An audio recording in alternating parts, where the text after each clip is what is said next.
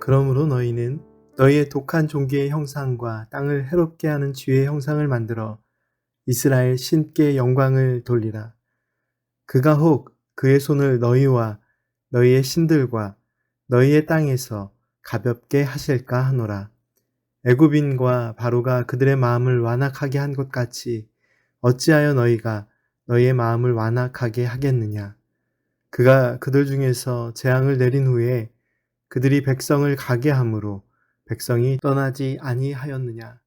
그러므로 새 수레를 하나 만들고 멍에를 메어보지 아니한 전 나는 소 2마리를 끌어다가 소의 수레를 메우고 그 송아지들은 떼어 집으로 돌려보내고 여호와의 궤를 가져다가 수레에 싣고 속건제로 드릴 금으로 만든 물건들은 상자에 담아 궤 곁에 두고 그것을 보내어 가게 하고 보고 있다가 만일 궤가 그 본 지역 길로 올라가서 벳세메스로 가면 이 큰 재앙은 그가 우리에게 내린 것이요 그렇지 아니하면 우리를 친 것이 그의 손이 아니요 우연히 당한 것인 줄 알리라 하니라.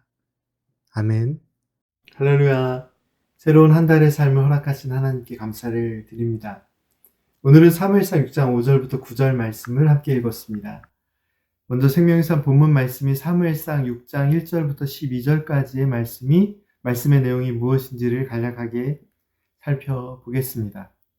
어느새 여호와의 궤가 블레셋 땅에 머문 지 7달이 지났음을 하나님의 말씀은 설명하고 있습니다.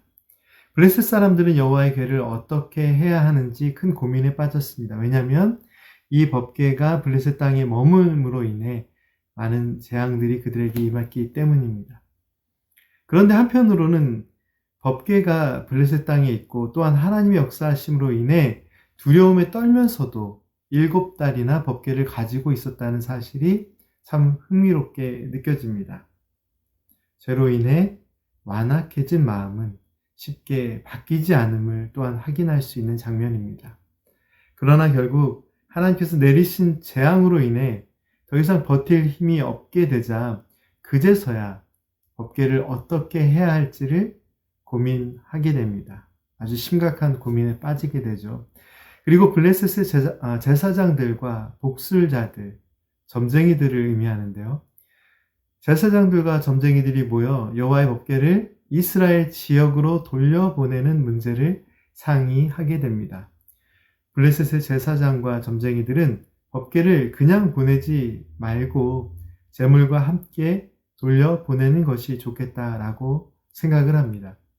그래서 금으로 만든 종기 모양의 금종기 5개와 금지 5을 함께 보내는 것으로 결정을 합니다. 금지를 만들어서 보낸 이유가 무엇일까요? 당시에 사람들은 쥐를 통해 전염병이 전파되었다라고 생각을 했기 때문입니다. 6절 말씀을 보면 그들은 이스라엘 백성들의 출애굽 과정을 아주 잘 알고 있었습니다.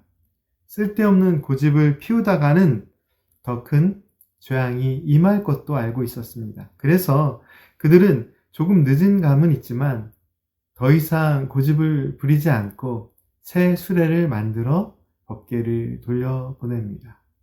최대한 정성을 들여서 법궤를 돌려보내는 장면을 확인할 수 있습니다. 이 과정에서 한 가지 재미있는 부분은 수레를 끄는 소를 새끼를 낳은 지 얼마 안 된 젖소 2마리로 정합니다.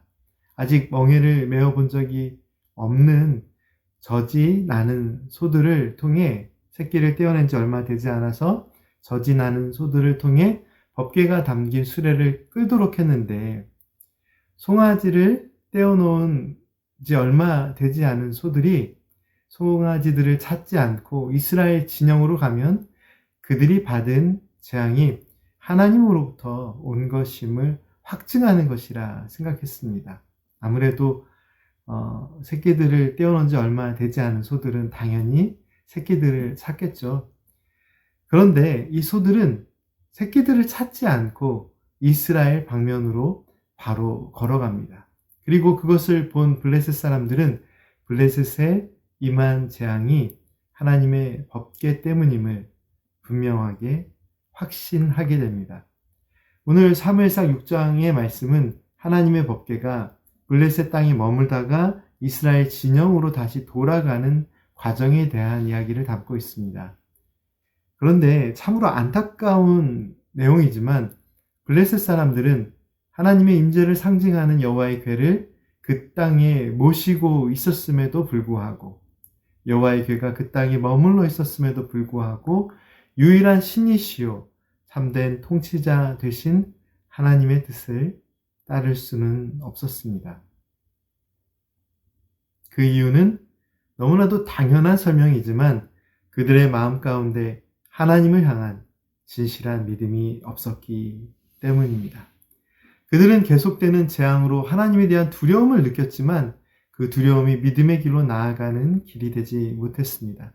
그들에게 여호와의 궤 언약궤는 두려움 가운데 피해야 할 대상이었습니다. 하나님을 알지 못하는 자들에게 하나님의 임재는 두려움이었습니다.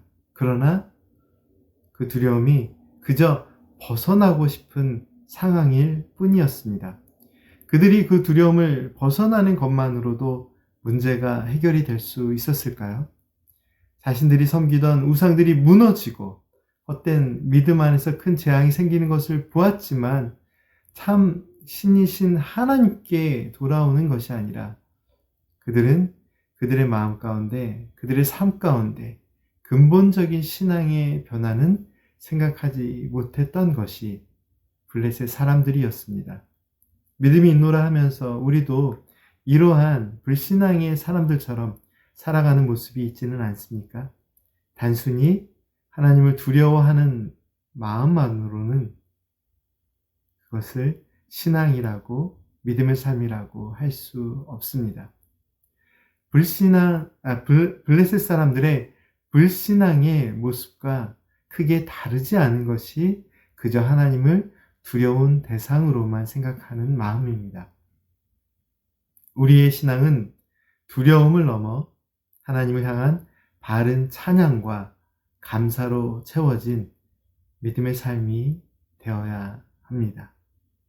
두려움을 넘어 하나님을 향한 바른 믿음의 삶을 살아가는 저희들의 삶이 되어야 함을 오늘 하나님께서는 말씀을 통하여 가르쳐 주십니다.